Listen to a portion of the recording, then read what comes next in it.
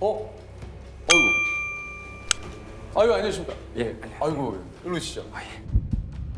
5분에 1명꼴로 발병을 하고 15분에 1명이 사망한다는 말이 있는데 이게 사실입니까? 그렇죠. 엄청 흔합니다. 예. 머릿속 시한폭탄, 뇌졸중을 막아라. 뇌졸중 전문의 이승훈 교수님이십니다. 대학교 병원 신경과 교수 이승훈입니다. 전공은 뇌졸중을 맡고 있습니다. 이게 사실 그 뇌졸중이 말이죠. 그 젊으신 분들 가운데도 이 뇌졸중이 정확하게 뇌졸중이 뭔가에 대해서 좀 얘기를 해주십시오, 교수님. 예, 그러니까 뇌졸중이라는 말이 단어가 참 이상하죠. 그참 예. 그러니까 뇌졸이 뭐 이렇게 쓰러진다라는 건지 중이라는 말로 끝나는 의학 질병명은 이거 하나밖에 없어요. 없습니까? 예, 이거 하나밖에 없어요. 그런데 이제 뇌졸중이라고 헷갈리시는 분들이 많은데 뇌졸은 졸지에, 뭐 갑자기. 중은 약간 뭐 적중한다, 뭐 이런 의미할 때 타격을 받는다, 때린다 이런 뜻이거든요. 그래서 뇌가 갑자기 타격을 받는 병이다라는 뜻입니다. 뇌가 갑자기 타격을 받는 병이 뇌졸중입니다. 네네. 그러니까 오늘 저희가 이제 그 주제가 살면서 만나고 싶지 않은. 그러니까 진짜. 만나고 싶다고 해서 보는 줄 알았는데. 그러니까 오늘 저희가 그러니까 특집이 교수님 죄송해요.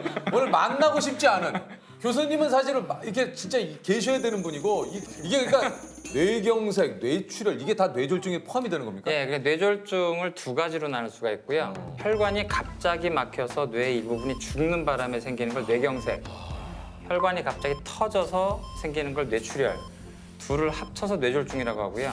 두 가지만 있습니다. 너무 무서웠던 게 저한테 뭐라고 얘기를 하시냐면 진짜 진지하게 그러시는 거예요. 지금 조세호 씨가 갑자기 나가서 걷다가 갑자기 쓰러져도 이상하지 않을 병이다 이렇게 말씀을 하시더라고요. 네네.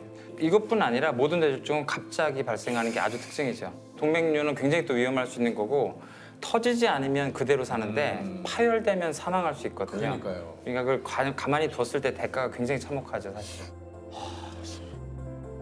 이게 근데 그 뇌졸중 참 이게 뭐 질병이라는 게 워낙 원인이 다양하기 때문에 근데 이게 왜 생기는 겁니까 이게? 동맥경화증이라는 것 때문에 생기는데 혈관 안에 지질이 쌓여서 혈관벽이 지저분해지고 안쪽으로 파고드는 그 혈관이 좁아지는 현상을 이제 동맥경화라고 하는데요. 동맥경화도 갑자기 생기는 게 아니라 여러 위험 요인들이 조절되지 않고 몸에 오랫동안 축적될 때 생깁니다. 그 대표적인 요인들이 고혈압, 네. 당뇨, 고지혈증, 담배, 술은 조금 애매하지만 저희들이 환자분들에게 이 5가지를 가장 기본적으로 얘기를 하죠.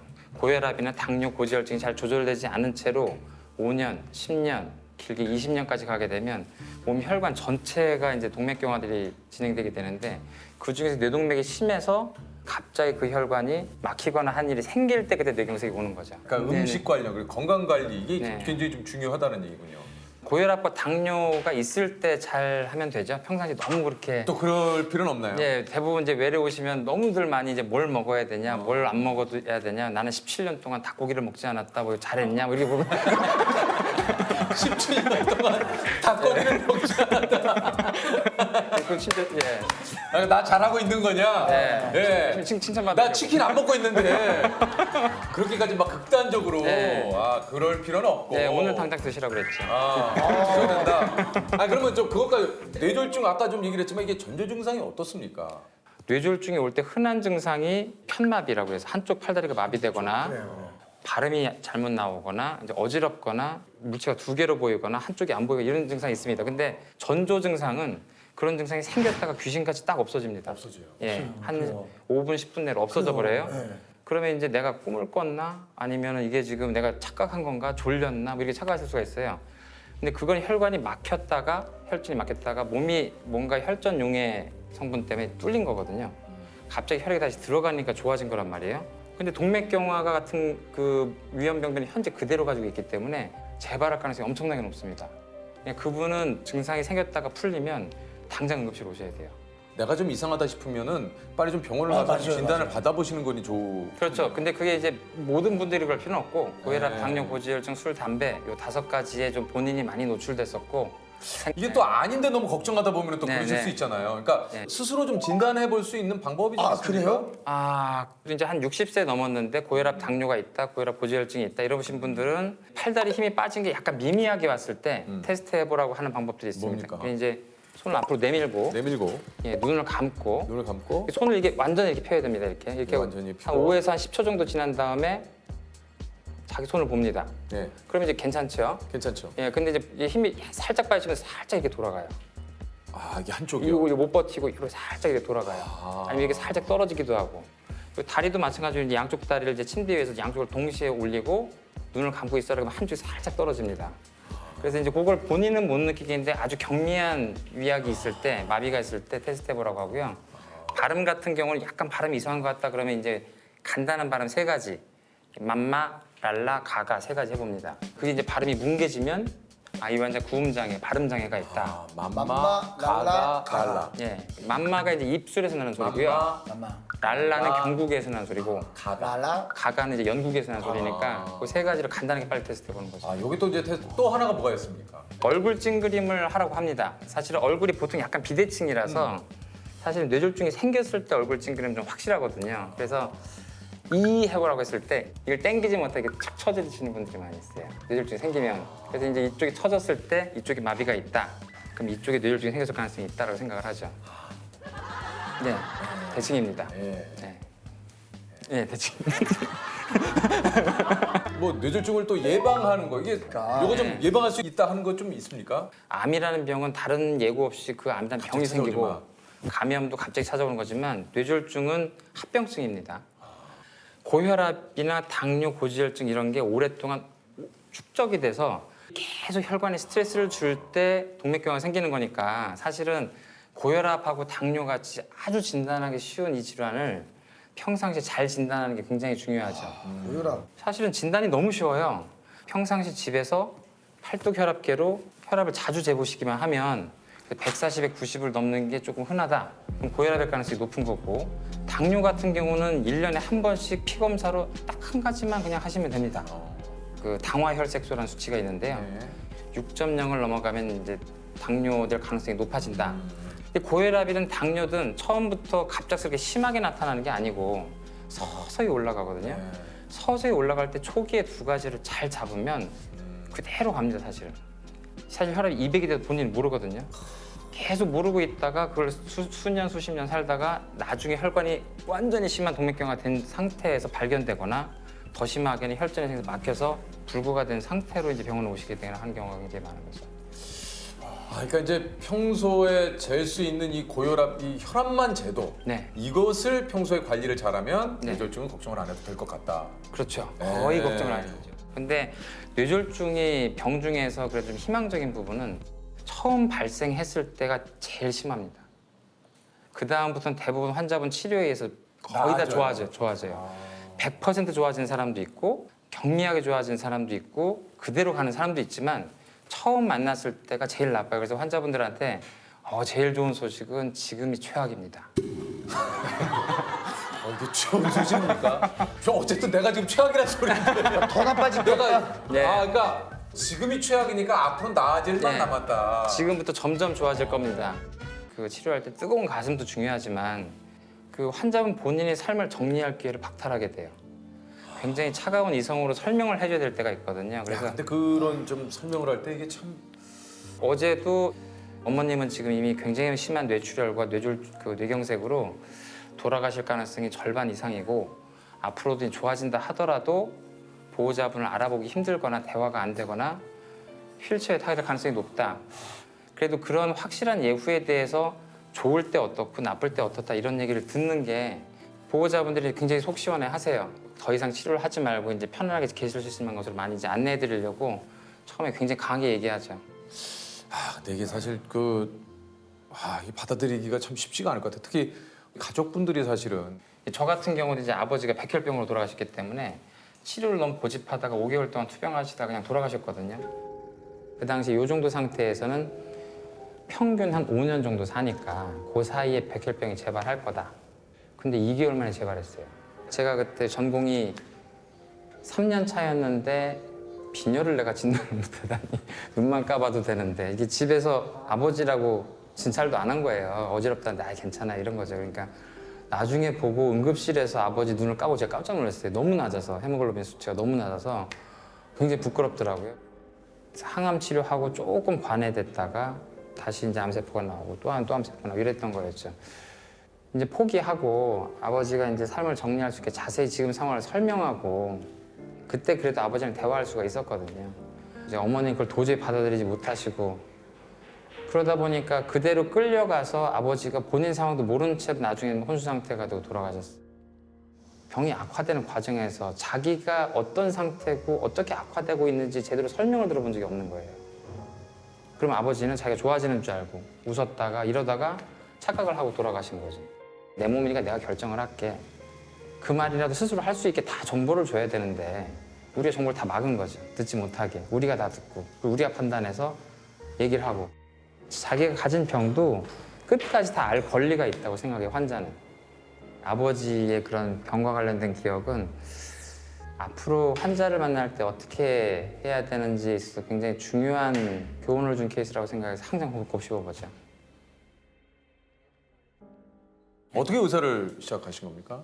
그 원래 의사를 시작한 것도 좀 애매하게 시작이긴 했는데 공부를 하다 보니까 갑자기 의대에 왔더라고요. 그러니까 공부 잘했으니까 오신 거잖아요. 공부를 얼마나 해야 갑니까 여기 의대를. 지금까지 되게 예. 이미지 좋았거든요. 네. 갑자기 마지막에 약간 교수님 약간 흙물어지네. 흥분했어요. 교수님 손으로 그냥 확 밀었죠 지금. 저 정말 뭐 사실은 공부 잘하셨고. 예, 의대를 가겠다는 결심으로 오게 된 건 아니었고 그냥 집안의 기대 때문에 나도 모르게 이제 그렇게 그러셨구나. 들어온 다음에 환자를 보는데 힘들어요, 굉장히. 한 3시간 정도 외래를 보는 동안 환자를 한 60명에서 한 70명 정도 봐야 됩니다. 3분을 채 못 써요. 그러니까. 예, 그러니까 이제 굉장히 높은 수준의 지식을 전달하고 환자들한테 앞으로 삶에 대해서 얘기하고 싶은데 그러기 힘드니까 알게 된 지식이나 아니면 알게 된 물질이나 이런 것들을 좀 소개하고 싶습니다. 그래서 사실은 알게 된 지식에 대해서 논문을 많이 쓰고 최근에 좀 교과서도 쓰고 특히 뇌출혈, 지주막하 출혈 환자들 이제 사망하지 않게 만드는 그런 신약을 이제 2012년부터 연구한 게 있어서 그거를 지금 신약으로 꺼내기 위해서 굉장히 노력 중입니다. 그래서 사실은 개인적으로 생각하는 좌우명이 있는데 스티브 잡스가 돌아가시기 전에 이제 항상 했던 얘기 중에 굉장히 유명한 말이 이 대우주에 네가 흔적이라도 남기지 않으려면 여기 뭐하러 태어났냐라는 말이 있고 무하마드 알리 같은 경우는 수많은 명언을 남겼지만 네 꿈이 만약에 너를 두렵게 하지 않는다면 그 꿈은 충분히 크지 않은 것이다 라는 말이 있습니다. 그래서 저희가 그 무하마드 알리의 명언은 나비처럼 날아서 벌처럼 벌처럼 살아. 나비처럼 날아서 벌처럼 쏴라. 근데 무하마드 알리가 그런 얘기도 했습니까? 예. 뭐라고 그랬다고요, 무하마드 이 알리가? 꿈이 예. 크다. 네 꿈이 널 두렵게 하지 않는다면 그 꿈은 충분히 크지 않은 것이다. 크지 않은 것이다. 예, 그러니까 제가 가진 꿈은 지식을 알려주고 약을 소개하고 싶은데 그 사이에 굉장히 많은 허들이 있고 직원들도 점점 많아지고 이런 상황에서 두려운 게 굉장히 많아집니다. 근데 이제 무하마드 알리가 했던 그런 말 그리고 그 스티브 잡스가 했던 말 네가 여기서 그냥 이대로 똑같이 다른 의사들과 같은 일을 할 거라면 뭐하러 태어났냐라고 저한테 채찍질하는 것 같아서 그래서 지금 남은 인생 동안에 새로운 신약을 가지고 새로운 치료의 기회를 주고 싶은 게 제 꿈입니다. 근데 이제 좀 이런 그 선생님의 나름의 그 사명감을 가지고 이렇게 신약을 개발하는데 저는 역시 속물인가 봐요. 신약 바이오주구나. 신약. 이건 어떤 또 바이오주지. 저는 또 다른 것보다 빨리 선생님 번호를 알고 싶다는 생각이 또 전화해서 밤에 선생님 나 어지러운데 괜찮아요? 이런 걸 물어봐도 괜찮을까?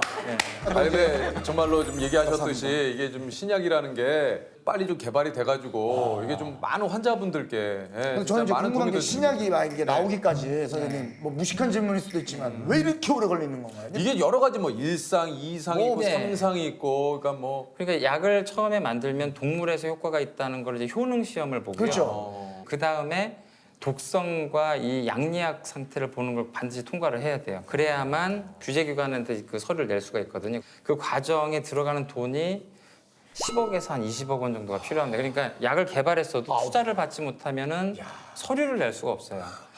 그래서 이제 FDA나 우리나라 식약처나 그 서류를 내면 그 다음부터 일상을 시작을 합니다. 이제 예, 일상이에요? 그 다음 일상. 여태까지 계속 동물만 했습니다. 아니 그 동물이 아니고 그렇게 하는데 한 몇십억이 드는 거예요? 예, 20억이 기본 20억은 들죠. 그래서 일상을 할 때 또 한 20억, 30억 들고 그다음에 2상을 하고 3상이 이제 마지막으로 환자한테 효과를 보는 거거든요. 그때 할 때 이제 약에 따라서 다르지만 한 1,000억 정도 들고. 이러니까 이 신약 개발이라는 게 어마어마한 게 네. 너무나 많은 돈이 들어가기 때문에 아 이래서 신약 개발이 그렇게 힘들고. 굉장히 어렵죠. 아직 토양이 그 정도로 성숙해 있질 않죠. 그러니까 지금 네. 이제 코로나도 이제 전 세계에서 지금 우리나라를 비롯해서 진짜 신약 이렇게 이제 개발을- 신약 개발과 이 백신을 만들기 위해서 노력을 하고 있는데 사실 코로나는 굉장히 비상사태라서 그걸 지금 굉장히 많은 회사들이 많은 돈을 가지고 압축적으로 하고 있어요. 그러니까 1년 안에 개발하던 과정과 약까지 나오는 게 가능할지도 모르겠다 이 뉴스 나오지만 그러니까요. 저희들 입장에서 판타지입니다. 이건 사실은. 이거는 사실 판타지. 예, 대부분 빨라야 한 3년 정도 걸리고요. 오래 걸리면 10년 정도 걸리거든요. 개인적으로는 저는 얼마 전까지만 해도 내년까지도 힘들 거다라고 생각을 하고 있었는데 지금 굉장히 많은 회사들이 진도가 꽤 나간 걸로 봐서 내년엔 풀리지 않을까 기대하고 있습니다. 참 진짜 이거 이거 얘기를 듣다 보니까 이게 약 하나 개발하는 게 그 엄청난 시간과 노력을 기울인 그 결과물이군요. 네. 취미는 뭐가 있으세요?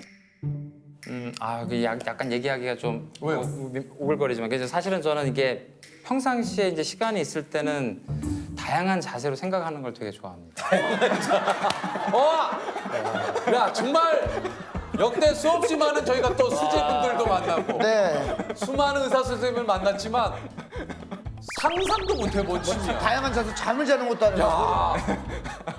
계속 걸어 다니면서 생각한다든지 갑자기 지하철 안에서 생각한다든지 아니면 앉은 자세로 생각한다든지 그냥 음악을 틀어놓고 생각한다든지 그러니까 예. 오로지 선생님의 그 하나 생각은 지금 이 신약을 어떻게 만들어낼 것인가 여기에 예, 지금 그런 것과 지금 쓰고 있는 논문의 가치와 그걸 논문을 어떻게 하면 잘 쓰고 어떻게 인정받을 것인가 뭐 그런 쪽으로 많이 제 생각이 되죠. 그러니까 이게 아까 얘기했잖아요. 꿈의 크기가 네가 뭐라 그랬더라? 아까 알리가 뭐 나비처럼 알리가- 날아서 벌처럼 자, 그거 할 거 알리가 아니면은 얘기도 하지 말아라. 네가 어? 꿈을 꿀 거면 벌처럼 날아라. 아니에요? 야, 진짜 죄송합니다. 저 몰랐어요. 뭐 벌처럼 해서 나비로 날아라 뭐 그런 얘기예요. 날아서 날아서 쏴라. 한턱 쏘든 뭘 쏴라. 뭘 쏴? 뭘 한턱 쏴? 쏴라 있네. 쏴라 있어. 뭐 이런 거 아니겠습니까? 나를 만나지 않으려면 지금 당장 이것을 해라 하는 게 나를 만나지 네. 않으려면 지금 당장 이걸 내라. 뭡니까? 1번은 담배를 끊어라. 이거 너라. 시작도 하지 말고 피고 있으면 당장 끊어라. 아 정말. 피지 마라. 저도 끊었지만 백해무익입니다. 백해무익이고 진짜 시작하지 않은 게 제일 좋아요. 네. 네, 담배는 진짜. 두 번째는 고혈압이나 당뇨에 대한 두려움을 떨쳐라. 고혈압으로 태어나는 사람은 거의 없어요. 당뇨로 태어나는 사람은 거의 없고 나이가 들면서 걸리게 되는 건데 두려워해서 진단을 회피하고 먹어야 될 약을 안 먹는 게 훨씬 더 병을 크게 만드는 거예요. 그러니까 1년에 한 번 정도 검사를 하고 초기일 때 빨리 잡으면 그 병이 동맥경화를 안 일으키고 뇌졸중도 안 일으키게 됩니다. 저 하나만 물어봐도 됩니까? 네네. 진짜 많은 분들이 좀 궁금해할 수도 있는데 선생님은 평소에 뭘 챙겨 드세요? 이거 중요하네. 네. 네. 선생님이 챙겨 드시는 게 뭘까? 교수님이 뭘 좀 챙겨 드시는 게 좀 있나? 예, 저는 일단 고혈압이 있어요. 제가 어머니 쪽을 닮았는데 그 목에 쪽이 굉장히 심한 심근경색 굉장히 많습니다. 그래서 저는 어릴 때부터 이제 체중 굉장히 찔 수 있고 혈압과 당뇨, 고지혈증 이거는 반드시 생기겠구나라고 이렇게 하고 있어서 한 대여섯 가지를 이제 챙겨 먹는데요.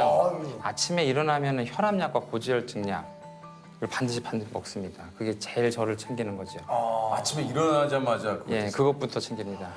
스스로 제가 진단한 병은 한 20개쯤 됩니다, 몸에. 내 스스로. 예, 20개쯤 되는데 그중에 약을 꼭 먹어야 되겠다고 생각한 게 한 이제 4-5가지 정도 있는 거죠. 대학교 끝나고 과를 정할 때 손을 많이 좀 떨고 있었어요. 수전증이 좀 있었는데 그래서 이 떠는 것 때문에 나는 외과를 못 하겠구나 하고서 이 증상 때문에 외과 전체를 포기했었거든요. 정말 뭐 내가 괜히 가서 그쪽에 폐를 끼치면 안 되지라고 생각을 했는데 나중에 신경과에서 약 하나 먹으니까 없어지더라고요. 평생 없어요. 그래서 그 사람한테 필요한 약을 피하는 것 때문에 나빠지시는 분들 굉장히 많이 봤거든요. 저 같은 경우는 차라리 그 전에 약을 먹었으면 외과도 굉장히 긍정적으로 생각하지 않았을까. 선택에 대한 그런 것들을 단순히 요거 때문에 했다는 게 굉장히 좀 바보 같기도 하고 그랬죠. 그래서 필요한 약을 잘 챙기는 게 굉장히 중요하다고 생각하고 있습니다. 오늘 저 진짜 교수님하고 또 얘기를 나눠보니까 좋은 얘기 참 많이 해주셨어요. 네, 예, 너무 알리가 뭐라 그랬죠? 예? 알리가 네 자신을 알라. 아주 너